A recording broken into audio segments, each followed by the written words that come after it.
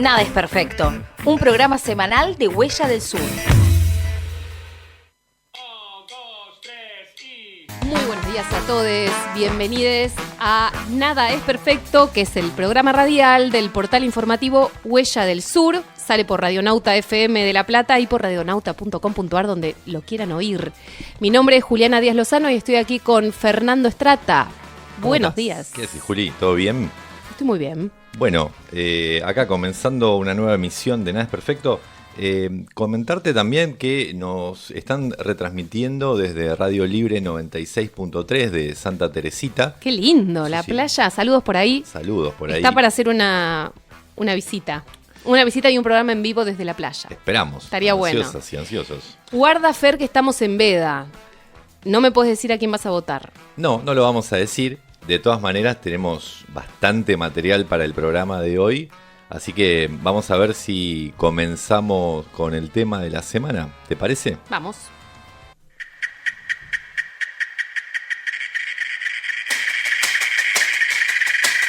Léenos en nuestra página web huelladelsur.ar y seguinos en Instagram @huelladelsur.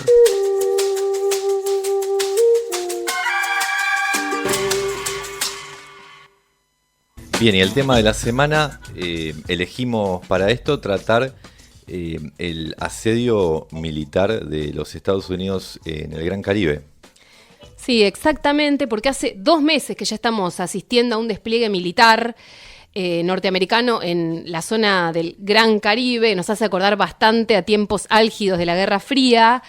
Y el argumento que utiliza Estados Unidos para su intervención en esa zona es el ya trillado combate al narcotráfico.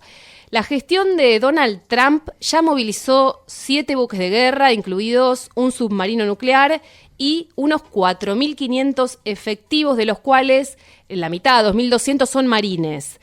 Durante la última semana llevó ya a un límite insospechado esta intromisión porque autorizó a la CIA a realizar operaciones dentro de las fronteras venezolanas.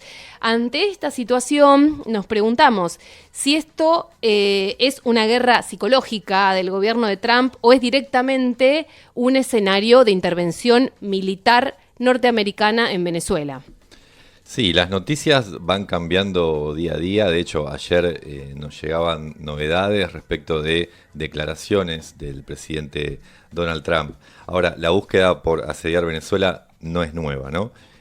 Hoy podríamos distinguir 2 estrategias, ¿sí? Diferenciadas, pero que no son para nada contrapuestas. Por un lado, tenemos una estrategia belicista por parte de Estados Unidos. Esta es, digamos, la postura que sostiene Pete Hegseth, el secretario de guerra de Trump, ¿sí? Uh-huh.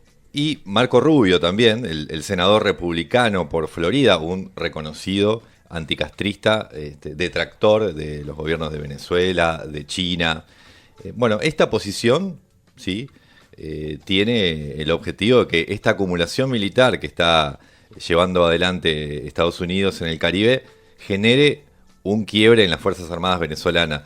Un anhelo histórico, ¿sí? de la oposición con sede en los Estados Unidos, incluso una crisis de gobernabilidad en el gobierno de Maduro. Y por otro lado, hay una estrategia negociadora, ¿no? Esta es la que está representada en la figura de Richard Grenell, el ex asesor de inteligencia y embajador en Alemania, aliado a Trump. Bueno, recientemente fue enviado por el presidente de Estados Unidos para las denominadas misiones especiales, ¿no? Él busca mostrarse como interlocutor con el gobierno venezolano, en línea con una base electoral de MAGA, ¿no? Del Make America Great Again, y resaltando un supuesto rol pacificador de Trump. Claramente lo que viene imponiéndose es la primera de estas 2 estrategias, la belicista, ¿sí? Sin embargo, el escenario previsto por Marco Rubio no se corrobora, ¿sí? No se visualizan fracturas en las Fuerzas Armadas venezolanas, ni tampoco se generó el desgaste político que pretendían al interior de Venezuela. Para esto le preguntamos a Reinaldo Iturriza, un sociólogo venezolano, ex ministro de Comunas y de Cultura del gobierno de Chávez, cómo interpretan este despliegue militar que viene realizando los Estados Unidos. Lo entendemos y creo que los hechos se corresponden absolutamente con esta valoración. Lo entendemos como una agresión O sea, ya se ha producido una agresión. Bueno, el hecho de las varias incursiones en el espacio aéreo nacional de aeronaves estadounidenses, la más reciente, unos P-52 que estuvieron horas dando vueltas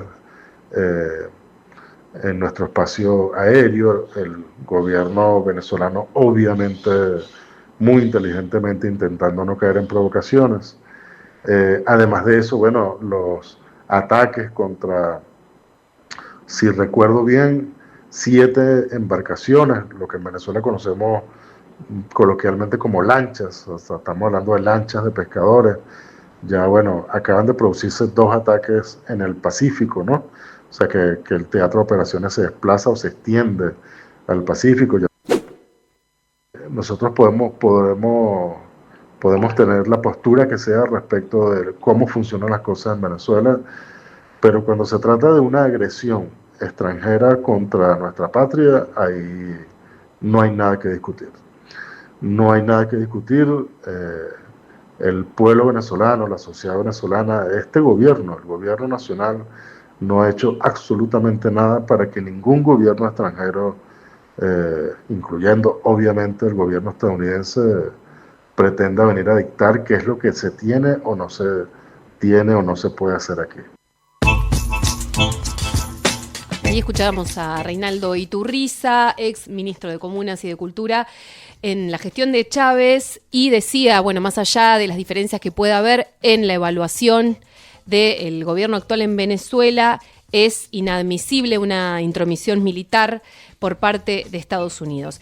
Bueno, contemos que efectivamente el gobierno de Estados Unidos está realizando acciones militares criminales dentro del Caribe y tiró embarcaciones a las que señaló como narcotraficantes, ¿no? Y que en realidad se trataba de buques pesqueros. Esto es lo que se llama en la famosa guerra eterna norteamericana contra el narcotráfico falsos positivos, ¿no? Entonces, generar como ataques, asesinar personas, asesinar civiles y plantear que tiene que ver con una guerra contra el narcotráfico. En este caso son al menos 6 las embarcaciones hundidas, llamadas por Trump como narcolanchas, con 27 muertos como mínimo. El jefe del Comando Sur, Alvin Halsey, presentó su renuncia la semana pasada. Esto puede llegar a dar cuenta de alguna fisura dentro del gobierno de Trump, alguna interna, por la política militar que viene llevando adelante el que ya mencionamos, secretario de Guerra, Pete Hegseth. Vamos a escuchar otra opinión que pedimos desde Venezuela. En este caso es Gerardo Rojas, que es comunicador popular venezolano, que va a caracterizar de la manera que sigue esta agresión contra Venezuela. Lo primero que toca decir que es que la agresión que está realizando el gobierno de Trump en este momento con desplazamiento militar en Caribe no solamente es contra Venezuela, sino con toda nuestra América, ¿no? Lo otro que toca decir internamente, que el gobierno, por supuesto, tuvo como un titubeo inicial en la caracterización entre un lenguaje más confrontativo y otro que terminó prevaleciendo, de llamado como a la paz. Eso no significa que no se prepare para una agresión, como ya lo ha dicho públicamente. He convocado movilización de milicianos, instalando organismos de coordinación militar, cívico y policial en cada uno de los estados del país, ¿no? Con incidencia importante en los estados fronterizos. Sin duda una alerta sobre la agresión, que es una agresión, no es que va a suceder, que ya sucede cotidianamente desde hace varios años, pero que en este momento puede tener una escalada mayor y que esperemos que no suceda, esperemos, y ahí sí reiteramos lo que plantea el gobierno en términos de defensa de la paz, creo que es lo más importante, pero una paz que permita alivio del peso popular, que permita reconstrucción de soberanía, que permita disputar de una manera u otra lo que se construyó en la Revolución Bolivariana con el comandante Chávez, que, repito, comprendemos la dificultad del momento y los ataques y las consecuencias que ha generado en líneas generales, pero sí hay un giro importante en términos de política económica, política y social que atenta también al ánimo general en términos de defensa. Sí, ahí escuchábamos a Gerardo Rojas, que nos compartía su análisis, su visión. Hay que decir que una vez que se confirmó la movilización militar estadounidense en el Caribe, la respuesta del gobierno venezolano fue anunciar, allá por el 21 de agosto, un alistamiento masivo, ¿sí? Todo el pueblo venezolano fue convocado para formar milicias populares con el objetivo de responder a esta agresión externa. Según las declaraciones oficiales, el objetivo era dar forma a un plan especial para formar más de 4 millones de milicianos en todo el país. Esto representa un dato a señalar, ¿sí? Porque la idea de dar armas al pueblo ante una agresión imperialista, es un dato que tenemos que tomar. Para esto consultamos también a Alba Carrocio. Ella es docente de la Universidad Central de Venezuela y coordinadora de posgrado y de la Revista Venezolana de Estudios de la Mujer. Y le preguntamos cómo se vive desde el pueblo venezolano y particularmente desde el movimiento de mujeres este asedio militar por parte de Estados Unidos en las costas de Venezuela. El pueblo venezolano todo, las mujeres en particular, hemos vivido diferentes formas de acoso de los Estados Unidos hacia nuestro país, sobre todo desde el momento en que Venezuela dejó de ser lo que ellos llamaban un proveedor confiable de petróleo. Pasamos la guerra económica, pasamos épocas terribles de escasez en 2017, pasamos las llamadas guarimbas, que eran, como focos de rebeldía que se daban en las ciudades y que nos hacían la vida cotidiana prácticamente imposible. Y sabemos que una de las cosas principales es seguir manteniendo la cotidianidad, seguir construyendo, porque justamente el acoso podría dar lugar a que de repente cerráramos los brazos y nosotros mismos nos autodestruyéramos. No. Es decir, estamos en una resistencia militante que consiste en seguir trabajando. Las mujeres, por supuesto, estamos en contra de cualquier forma de guerra, porque no cuidamos la vida para que luego se produzca la destrucción. Y mucho menos si la destrucción viene por una ambición externa, una ambición de territorial, una ambición de recursos naturales, una ambición de dominio en general. Hablaba Alba Carrocio, que es una activista intelectual venezolana, para también dar una perspectiva feminista de cómo se está viviendo en el pueblo venezolano un asedio militar imperialista como el que están sufriendo por parte de Estados Unidos. ¿Qué repercusiones tuvo esta situación en la ONU? Bueno, el 10 de octubre se llevó el tema a la reunión extraordinaria del Consejo de Seguridad de la ONU. Y allí las explicaciones norteamericanas no tuvieron respaldo de los otros países que son integrantes del organismo. Más regionalmente, quien se expresó críticamente contra este asedio militar fue el presidente de Colombia, Gustavo Petro, quien habló en las Naciones Unidas, en un conocido, ya habrán escuchado el discurso de Petro y sus repercusiones, porque allí en Naciones Unidas denunció el genocidio en Palestina, el negacionismo ambiental y esto que decimos, el avance de Estados Unidos sobre el Caribe.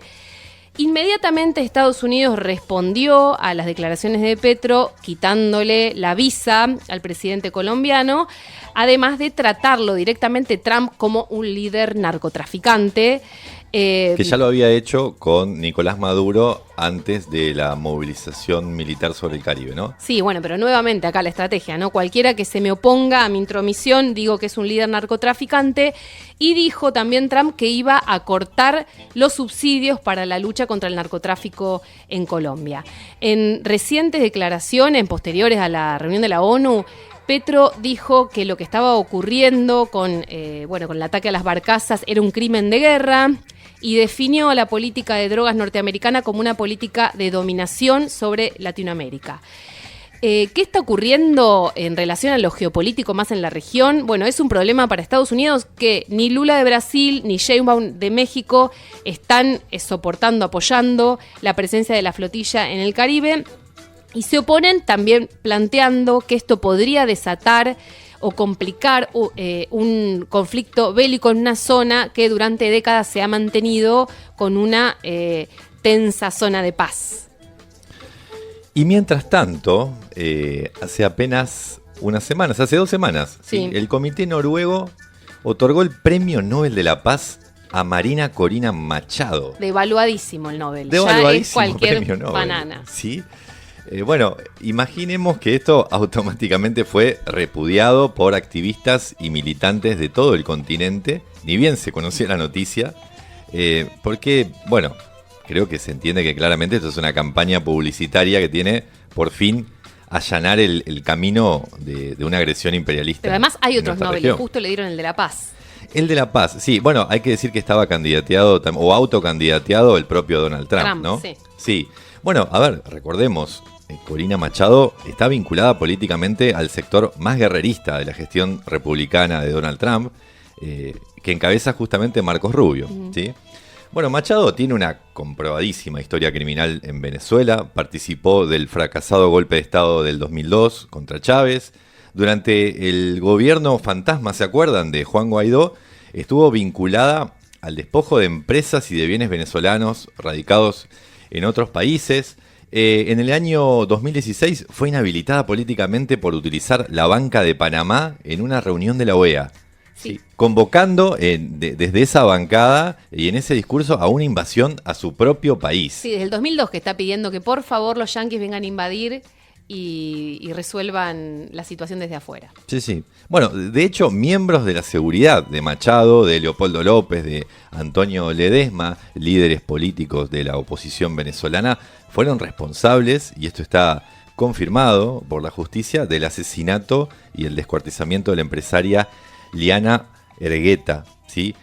Por lo tanto, otorgarle el Nobel de la Paz por lo menos resulta contradictorio, llamativo y ridiculiza un poquito, ¿no? el propio galardón. Sí, lo devalúa, como decías vos.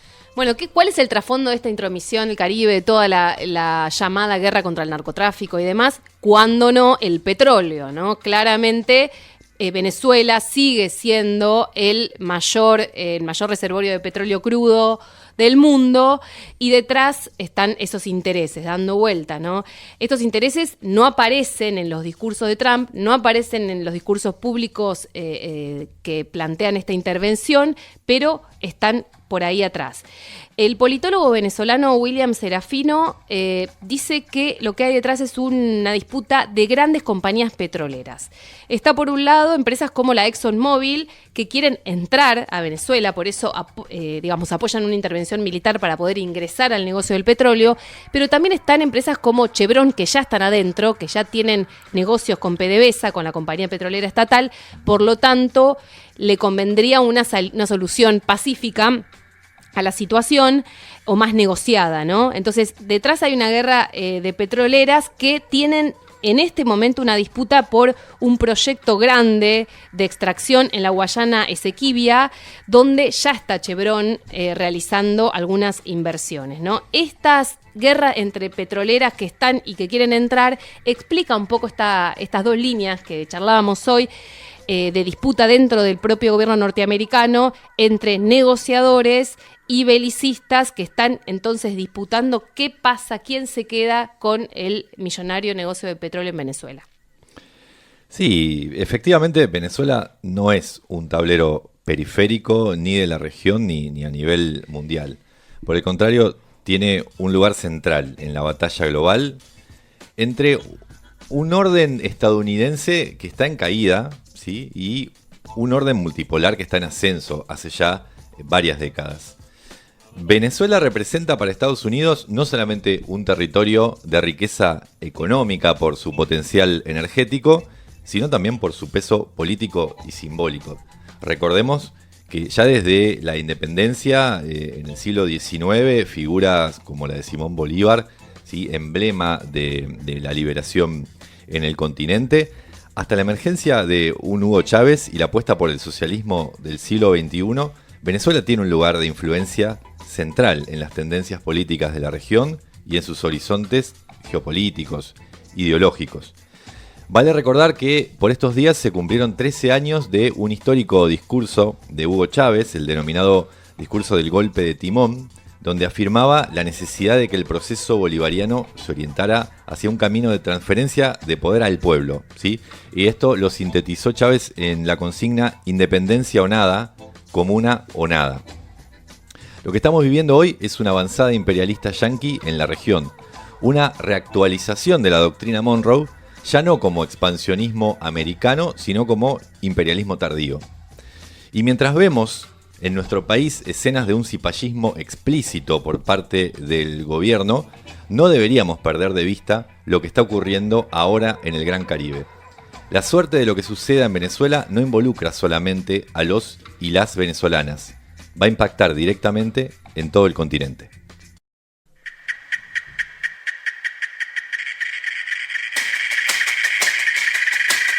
Léenos en nuestra página web huelladelsur.ar y seguinos en Instagram @huelladelsur.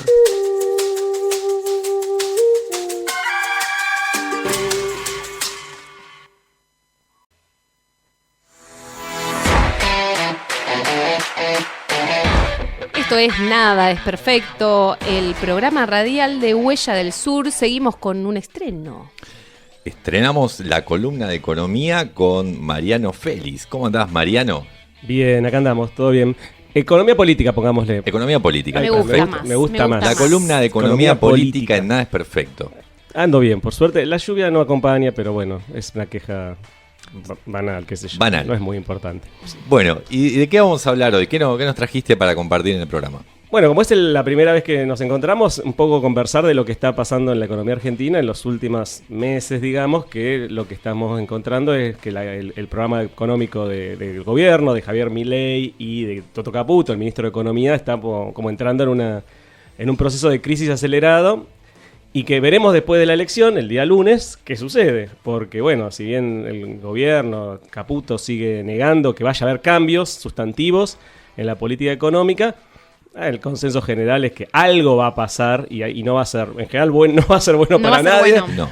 Y para el gobierno tampoco va a ser tan bueno, digamos, pero tienen que tomar algunas acciones.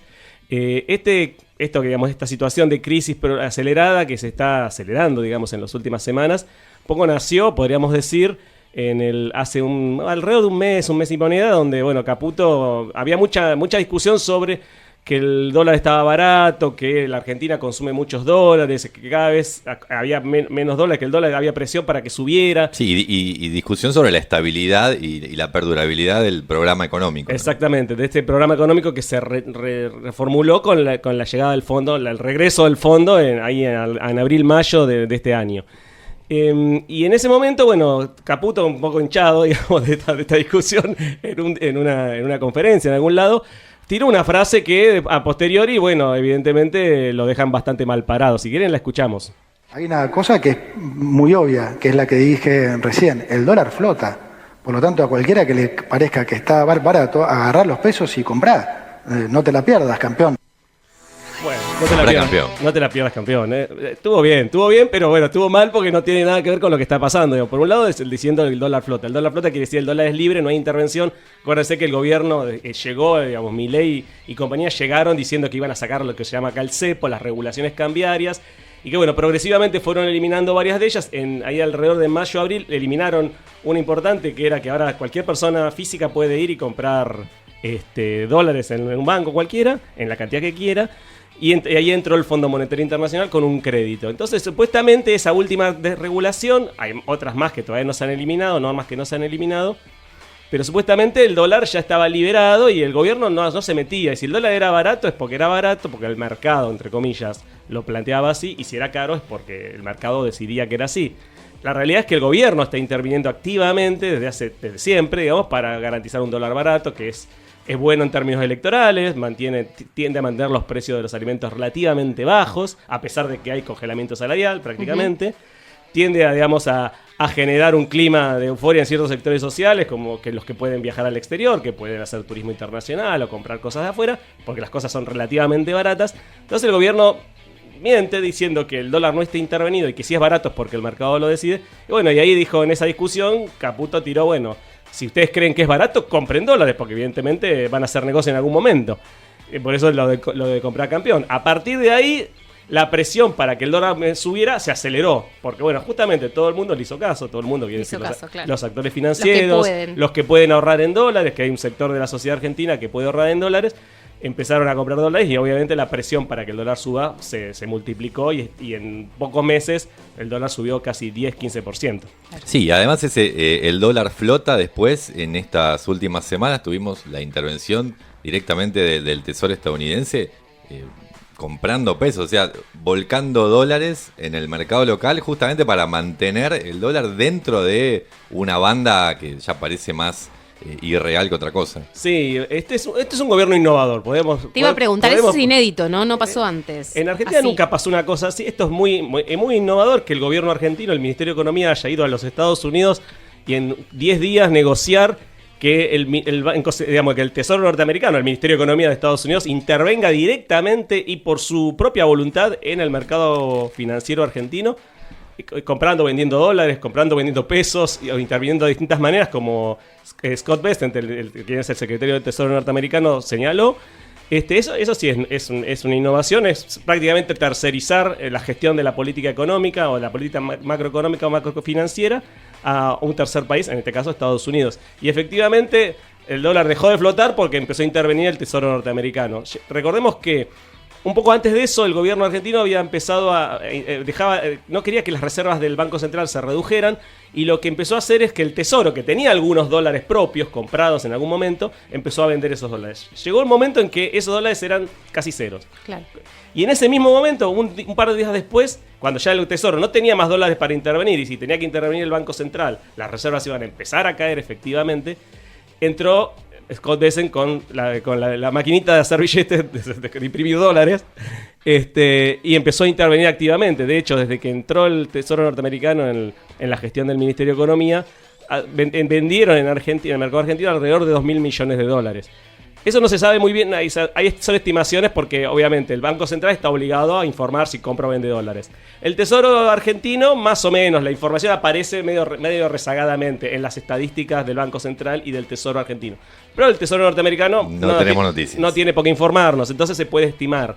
Pero efectivamente ha habido una intervención muy importante en poco tiempo, en 2-3 semanas, del Tesoro norteamericano vendiendo dólares, comprando pesos. Es un eufemismo, porque en realidad, sí, en realidad ¿qué hace vender dólares para que el dólar baje de precio? No sé qué harán con esos pesos que están comprando. ¿Vendrán a hacer turismo acá a Bardejó? No sé, con esa plata. Podría ser. Capaz. A Santa Teresita, vamos a recomendarles. Y si van a Santa Teresita, lo podemos invitar a la radio que nos retransmite allá, que Seguro. venga a hablar, a hacerle una entrevista. Ni hablar. No, por eso digo, es una situación bastante atípica, pero bueno, les permitió al gobierno, con el dólar picando en punta, ya en el borde de esta banda famosa que inventaron, digamos, a llegar a las elecciones en una situación de relativa calma. Digo de relativa porque, bueno, en los últimos días la cosa está bastante tranquila, hay mucha especulación porque no se sabe bien qué va a pasar con la elección, y recordemos que el gobierno norteamericano, Donald Trump, dijo algo respecto a en qué condiciones ese gobierno estaba dispuesto a intervenir y a participar en la gestión de la política económica. Tenemos ahí un audio que está en inglés, es Donald Trump diciendo algo respecto a cómo ve la situación de la economía argentina. Bueno, pero es como un adelanto, en breve por ahí hablamos todos en inglés, no se sabe. Es posible, mejor que hablen ellos español o qué sé yo, ¿no? Mejor para nosotros. Si quieren escuchamos, está en inglés, pero bueno, vamos a ir pisando y vamos a ir explicando un poquito, pero escuchemos a Donald Trump un poco hablar sobre cómo cree que viene la economía argentina y por qué ellos están acá interviniendo. Argentina is fighting for its life, young lady. You don't know anything about it. Ahí estaba Donald Trump en el avión presidencial, hablando con una periodista. Tiene esa política de que el presidente habla con periodistas que están volando con él en el avión presidencial. Es una cosa bastante de ellos. Y ahí diciéndole a la periodista que la Argentina está peleando por su vida. Que usted no sabe, digamos, que ese es el problema que tiene la Argentina. Que estamos en la lona total y que, bueno... Estados Unidos está haciendo altruismo. Está ayudándonos, en realidad está ayudando a Milei porque le cae bien, dice, le cae bien el presidente argentino y bueno, lo está tratando de ayudar, pero está haciendo las cosas mal. Esta es la mirada que tiene Trump, digamos, de lo que está pasando en Argentina. Y bueno, están acá. Obviamente no lo están ayudando a Milei por Milei mismo, están ayudando a Milei, al gobierno de Milei, claramente, en función de un objetivo estratégico. Hoy ustedes hablaban de lo que estaba haciendo Estados Unidos en el Caribe y el intento de avanzar sobre el territorio venezolano. Y un poco con otras características es un poco lo que el gobierno norteamericano está tratando de reconstruir su patio trasero, llegando a la parte más sur de su patio trasero. Y bueno, y tener un rol relevante en la política económica y en el aprovechamiento de los recursos que Argentina dispone, que hay en territorio argentino, por las próximas décadas. Estos recursos que son estratégicos, como el uranio, estas famosas tierras raras, el litio y otras cuestiones. Y obviamente también la posibilidad de adquirir, digamos, locaciones como puede ser en Tierra del Fuego, coparticipar en la creación de una base militar con personal norteamericano. Bueno, eso es lo que está detrás del apoyo de Estados Unidos hoy a Milei. Y aparte, una cosa importante, en la reunión que tuvieron el gobierno de Estados Unidos con Milei un poco antes de esta declaración, recordemos que el presidente norteamericano dijo, bueno, si a Milei le va bien, nosotros seguimos acá y vamos a seguir apoyando. Pero si le va mal, dijo, we are gone, nos vamos. Esa fue la No, y en relación respuesta. con eso, quería preguntarte, sin romper mucho la veda, esta olla a presión, esto para cerrar por ahí la columna de hoy, porque estamos corriendo con los tiempos, pero esta olla a presión, ¿qué va a pasar después de las elecciones? ¿Qué puede pasar con la economía argentina? Digamos, lo que está ocurriendo es eso, que el gobierno, digamos, primero el Banco Central, después el Tesoro Argentino, después ahora el Tesoro Norteamericano, están vendiendo muchos dólares. Evidentemente hay una demanda estructural de dólares en la economía argentina, una demanda muy fuerte en relación a la cantidad de dólares que la economía tiene. Se consumieron la liquidación de las divisas de la soja en el primer semestre, se consumieron el blanqueo el año pasado, se están consumiendo progresivamente el crédito con el Fondo Monetario. O sea, es una economía que consume muchos más dólares de los que puede producir. Y esto está claro en esta presión que hay en estos días y que el gobierno ha aplacado con esta intervención. Pero lo más probable que ocurra es que esa presión se acelere, se acentúe en el final del segundo semestre, sobre todo porque adelantaron la liquidación de divisas de la exportación agropecuaria hace unas semanas por cerca de 7.000 millones de dólares. Ya de acá a marzo, casi que el sector agropecuario no hay nada, no hay un dólar. Y la demanda de dólares de acá a las vacaciones de verano van a explotar. Y entonces ahí va a haber mucha más presión y eso se va a acelerar. Entonces hay que ver ahí el gobierno norteamericano, primero, si quiere seguir vendiendo dólares para mantener el dólar barato, con una probable derrota del gobierno en términos generales, digamos. Después se hará una lectura respecto a eso. Pero una probable derrota del gobierno en general. Si el gobierno norteamericano va a seguir metiendo guita acá, 2.000 millones, ¿cuándo? Otro dato. Cuando en Estados Unidos tienen el gobierno cerrado porque no hay un acuerdo entre demócratas y republicanos respecto al presupuesto. Entonces el gobierno norteamericano está cerrado, no hay plata para los norteamericanos mismos. Y están mandando plata acá, más o menos. Pero eso también a Estados Unidos le está generando, a Trump le está generando un problema interno. Entonces, lo más probable es que si el gobierno pierde, como es probable, esta política económica se desarticule y haya un cambio bastante importante en las próximas semanas. Bueno, vamos a ver entonces ya con el diario del lunes, efectivamente, a dónde va a parar este programa económico que en principio pende de un hilo. Bueno, lo repasamos un poco en esta columna con Mariano Félix. Mariano, muchas gracias por estar acá y bueno, Gracias. vamos a contar con vos para analizar la post-elecciones, que seguramente es un nuevo escenario. Seguramente sí, vamos a ver cómo sigue la cosa en Argentina, que siempre te da sorpresas. Seguimos en Nada es Perfecto y en breve columna socioambiental.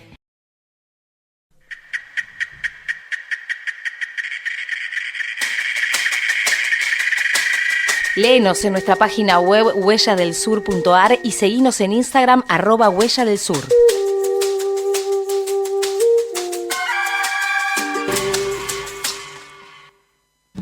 Bueno, seguimos en Nada es Perfecto. decíamos, la perfección es una purida colección de errores, dice por ahí una artística, pero ahora volvemos porque inauguramos una nueva columna, o columnista. Sí, tenemos nueva columnista, columna socioambiental con Luciana Carrera, que está aquí en el estudio. Buenos días, bienvenida. Buenos días. ¿Cómo, buenos Luciana? días, gracias por invitarme. Estamos acá felices de tener una nueva columna y hoy volvemos a hablar de humedales, pero como lo hicimos ya en un primer programa, En abril, claro. pero con un nuevo enfoque. Bueno, contanos un poco. Bueno, yo les voy a contar un poco del Arroyo El Pescado, que está acá en el sur de la ciudad de La Plata, que no es un ambiente muy conocido. Yo viví muchos años acá en La Plata sin saber que existía hasta que me mudé por aquel sector. Y es un arroyo que tiene una particularidad, que es el único arroyo aparentemente de la provincia de Buenos Aires que no está contaminado, porque no hay ninguna ciudad que esté ejerciendo alguna presión sobre el arroyo ni volcando sus residuos en el arroyo. Entonces es un ambiente que es como una pequeña joya que hay en la provincia. Es hermoso. Es muy hermoso. Sin embargo, la presión inmobiliaria se está acercando a las márgenes del arroyo.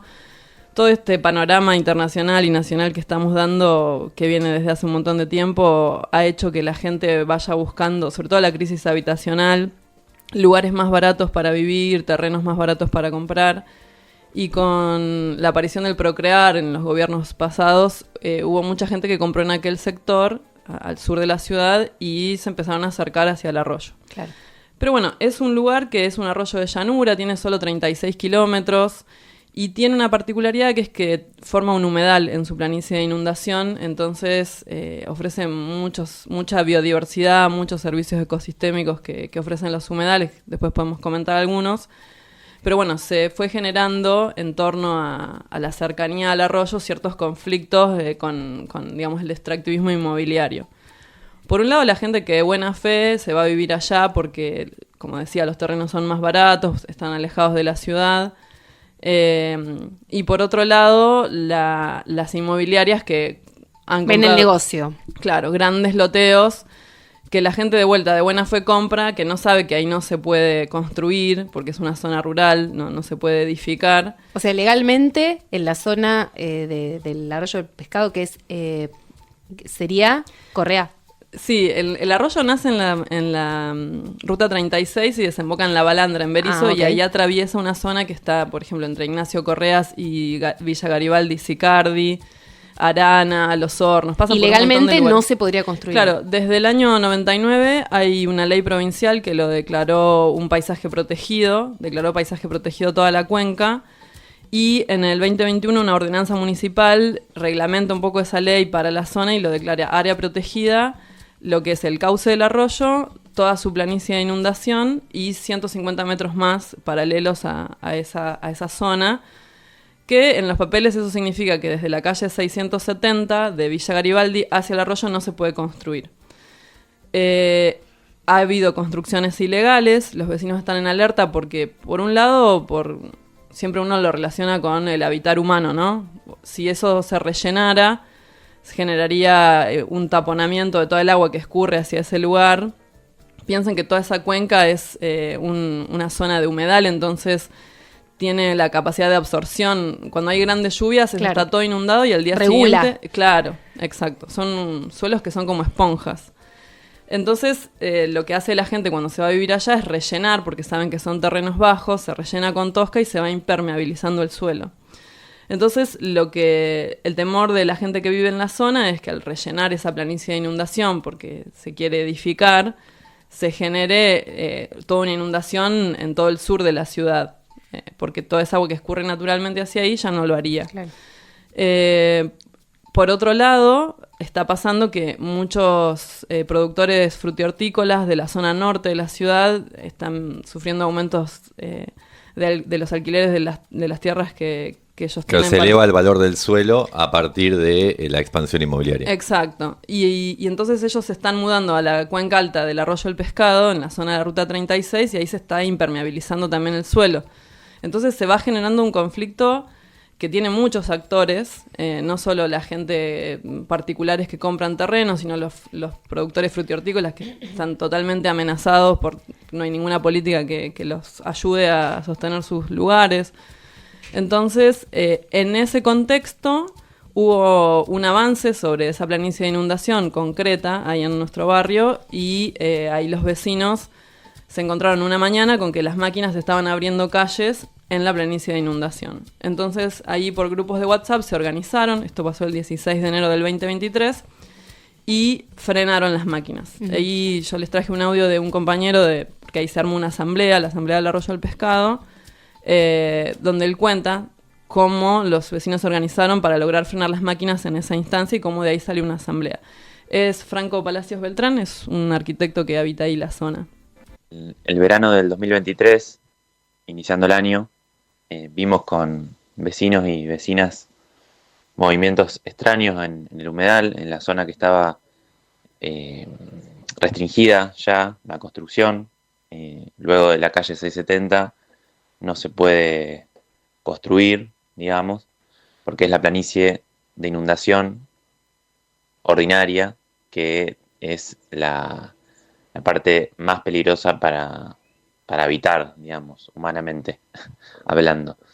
Y bueno, lo que sucedió en esos días fue que nos alertamos entre vecinas y vecinos de este movimiento, hasta que un día propusimos un encuentro en la calle 19 y 670, en la esquina. La causa era esa, frenar las máquinas.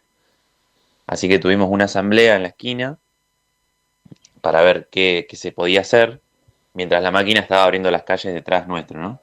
Entonces, bueno, se propuso generar una medida cautelar para frenar legalmente el avance, pero luego de eso dijimos, hay que hacer algo ahora ya. Entonces, por consenso total, ingresamos al humedal, donde las máquinas estaban abriendo y destrozando el lugar, y bueno, en un acto muy emocionante y también muy pacífico, logramos frenar el avance de las máquinas.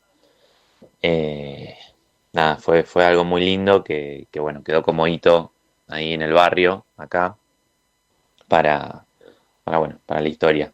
Y por ahora pudimos mantener esa restricción, y bueno, se han sumado apoyos municipales y provinciales.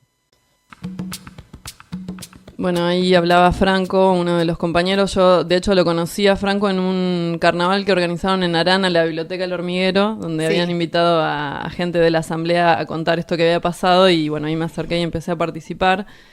Y lo que pasó después de este primer momento donde se frenaron las máquinas es que nos enteramos más o menos alrededor de mayo del 2023 que había un expediente que había ingresado a creo que es la Secretaría de Hábitat de la municipalidad, para rezonificar todo eso y poder extender la zona de construcción hasta la calle 673. O sea, en lugar de proteger una ordenanza para proteger, es una ordenanza para permitir el negocio inmobiliario y el avance urbano. Exacto, y pretendía extender la frontera de la construcción 300 metros hacia el arroyo y desde la calle 22 hasta la calle 7, o sea, muchos cientos de metros cuadrados de construcción. Entonces ahí lo que nosotros hicimos fue tratar de participar de esa reunión. Sí. Y fue muy, muy loco porque hicimos una asamblea en ese mismo lugar, en la calle 19 y 670, para prepararnos para esa reunión, y aparecieron unos personajes bastante violentos a interrumpir en esa asamblea, que era en la calle, a decirnos que ellos tenían terrenos ahí y que no los dejábamos construir, y que nosotros, los ambientalistas, nos oponíamos a que su hija pueda tener una casa, etcétera. Entonces lo que hacen las grandes inmobiliarias, que sabemos que tienen todo eso loteado desde hace muchos años, es intentar vender ilegalmente para que luego los vecinos generen una presión en la municipalidad para rezonificar. Que es lo que hacen muchas empresas que lotean lugares que son rurales, donde vos podés comprarlo, pero no podés edificar. Claro. Entonces ellos pretenden que se genere este conflicto entre vecinos para poder hacer esta rezonificación. Y siempre la estigmatización al ambientalista, ¿no? Paso. Cuando fuimos a la municipalidad, éramos una lista de personas que podíamos entrar a esa reunión, que nos habíamos anotado previamente, y nos decían, bueno, tu nombre y tu apellido, vos sos de los ambientalistas. Y había otra lista que era de los vecinos, así decía en la lista, vecinos de Villa Garibaldi, donde había nombres de dueños de inmobiliarias muy grandes de La Plata, que no voy a nombrar, pero esos eran los vecinos y nosotros éramos los ambientalistas. y bueno, siempre este estigma a la cuestión ambiental. No quieren el progreso, el desarrollo. Los ambientalistas siempre se oponen a la modernización. Exacto.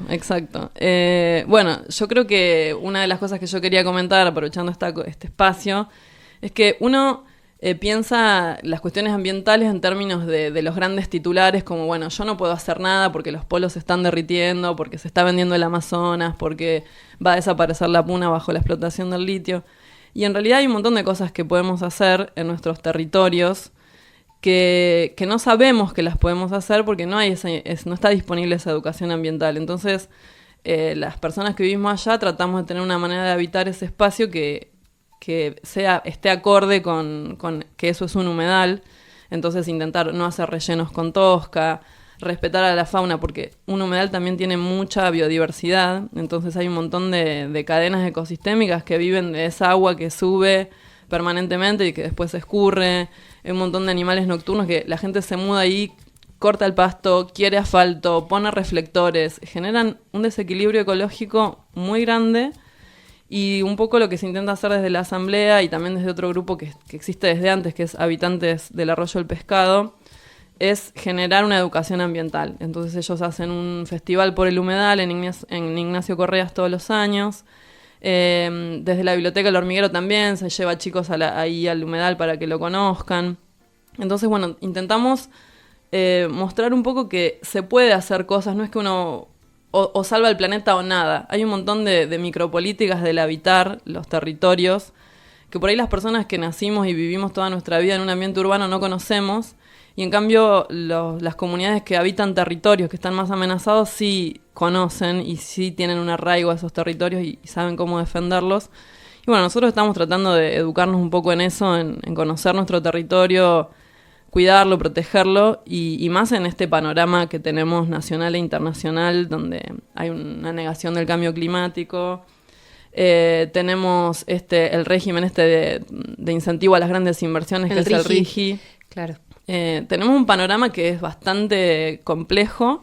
De profundización del extractivismo. No, y si las propias comunidades no cuidan, no son las que defienden el espacio, es verdad que es muy difícil, porque acá en La Plata hubo una ciudad que se inundó, sufrió terribles consecuencias de esas inundaciones. No hay una planificación, como vos decías, urbana, o una política para que no se inunde lo que tiene que inundar, no se afecte un humedal que recibe, o no se pueble, la gente no tenga dónde vivir de una manera digna y en relación con el ambiente. Son las propias comunidades las que terminan siendo las únicas defensoras del espacio. Sí, por ahí para cerrar un poco.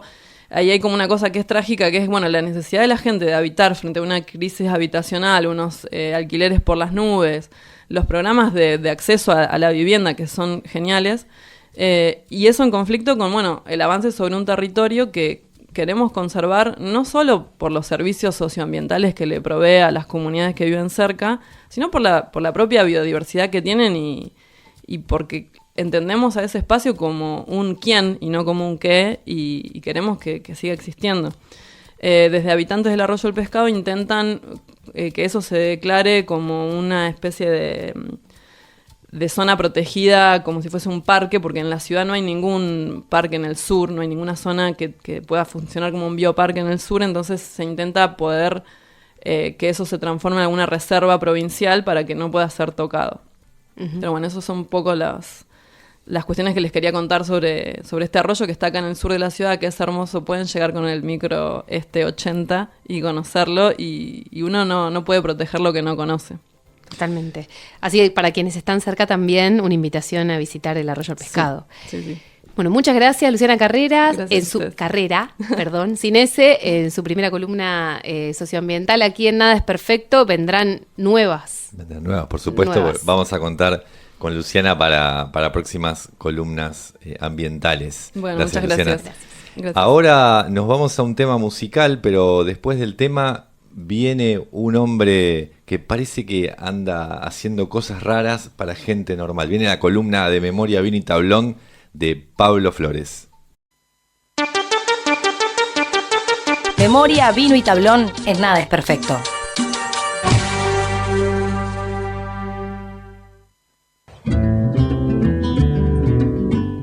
En el año 76, Defensores de Belgrano andaba a los tumbos en la segunda división del fútbol argentino, la vieja B. Era la tarde del 21 de diciembre y el equipo del Bajo Belgrano empataba a 0 con Comunicaciones en la cancha de Estudiantes de Caseros. Parecía que el descenso a la C era un hecho. Necesitaban un milagro del partido que jugaban Flandria y Sarmiento de Junín. El empate de estos dos equipos mandaba a la tercera categoría a DF. Iban 1-1 y el partido casi terminaba. Pero justo llegó el milagro. Gol de Flandria. Sarmiento a la C y Defensores de Belgrano se quedaba un año más en la B. En la calle, Toti Ferrara, hincha del rojinegro, ve de lejos a su amigo, Marquito Zucker. Este se acerca corriendo, salta a abrazarlo y juntos se caen al pavimento para festejar. A los pocos años, Toti se mudó a Tucumán y se convirtió en un gran relator de fútbol. Marquitos, el Pato, forma parte de la lista de desaparecidos desde el 29 de febrero de 1980. En la intersección de la avenida Libertador y la calle Comodoro Martín Rivadavia está ubicado el estadio Juan Pascuale, la casa de Defensores de Belgrano en el barrio porteño de Núñez. A unas cuadras está la ex ESMA, un espacio que representa la cara más oscura de la represión, la tortura y la muerte. Casi como una provocación del ingenio popular, desde el ingreso a la tribuna local, el rostro de Marquitos mira de reojo hacia ese símbolo de la muerte. Patito Zucker fue miembro fundador de la Unión de Estudiantes Secundarios. Formó parte de la conducción de la Regional 1 hasta que en el año 74 comenzó a militar en la Juventud Universitaria Peronista en la Facultad de Derecho de la UBA. En el 75 ya se había convertido en oficial montonero, mientras la clandestinidad empezó a ser una constante en la vida de los militantes.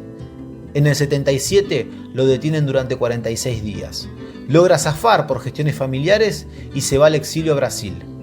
Vuelve en el 79 para formar parte de la ofensiva montonera hasta que en el año 80 la dictadura no le da una segunda oportunidad.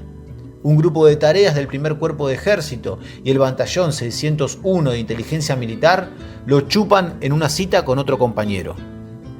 La militancia, la política y el fútbol eran un todo indiscernible. Era de corazón peronista, montonero y de Defensores de Belgrano, se escuchó decir a uno de sus tantos amigos. Si alguna vez tuvo una diferencia por cuestiones políticas, siempre Defensores lo cobijó y le brindó un lugar de afecto y cariño. Era su vida. Desde el 25 de mayo del año 2001, la tribuna local del Club Defensores de Belgrano lleva el nombre de Marquito Zucker. La techada, como se la conoce desde su construcción a mediados de los años 60, tiene en su corazón, en letras rojo y negras bien grandes, la inscripción Tribuna Marcos Zucker. Patito Zucker es el único hincha de fútbol desaparecido durante la dictadura cuyo nombre fue colocado en la tribuna de un club de fútbol. Cristina, hermana de Marcos, escribió un libro que se editó en el año 2003, El Tren de la Victoria, una saga familiar. En la contratapa se puede leer: a través de este libro creo haber obtenido una pequeña victoria sobre el enemigo genocida. Aunque no me devuelvan su cuerpo, sus sueños de justicia estarán vivos para siempre en el inviolable cementerio de la memoria. En una carta que escribe en el exilio a su compañera Marta Elina Libenson, también desaparecida, Patito reflexiona: creo que la vida de los hombres está asignada por el amor, pero en la vida de los mejores hombres, el amor es una entrega también al pueblo del que forman parte y a la patria en que nacieron. Los otros son mediocres. Nosotros tenemos que vivir en el sentido más real que esas palabras significan, y si es necesario, morir como valientes. Marquitos fue amor por el pueblo y por los colores rojo y negro. Amor por la patria y odio a los mediocres. Patito fue valiente y lo pagó con la vida. Apostó, luchó y le tocó perder. Patito no es una víctima, fue un combatiente. Ahora es memoria, una memoria sólida, robusta, resistente, como una tribuna de cemento que los fines de semana sostiene a los hinchas que dejan la voz y el alma alentando al dragón.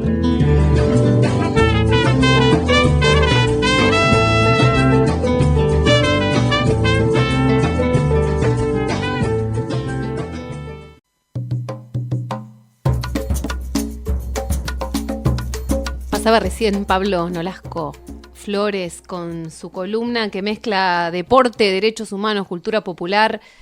Y literatura. Y literatura, bueno, como lo nombramos, memoria, vino y tablón. Muy emocionante la entrega de hoy de esta sección del Noli. Y ya nos estamos despidiendo, tenemos algún aviso. Hoy estuvimos hablando bastante de una zona específica de acá de La Plata. Justamente mañana, si el tiempo acompaña, hay una fiesta del libro en la biblioteca de Arana, en la biblioteca de 637 y 131. Así que una feria del libro popular desde las 17 horas, ojalá se pueda realizar y bueno, está todo el mundo invitade. Bueno, excelente, ya tenemos plan para el fin de semana acá, los y las platenses. Bueno, nos vamos, tuvimos hoy a Mariano Félix inaugurando la columna de economía, a Luciana Carrera en su primera columna de ambiente. Bueno, acabamos de escuchar la columna del Noli. Y tenemos además el resto del equipo para presentar. El resto del equipo es Iván Chalac y Juan Suárez acá en la producción, gran laburo de los compañeros. Pablo Ucero en la operación, haciendo magia con los botones. La gráfica de Joana Berrondo. Y bueno, recordamos que nos pueden escuchar a través de la página web de Radionauta FM. También por aire y en la retransmisión de Radio Libre 96.3 de Santa Teresita.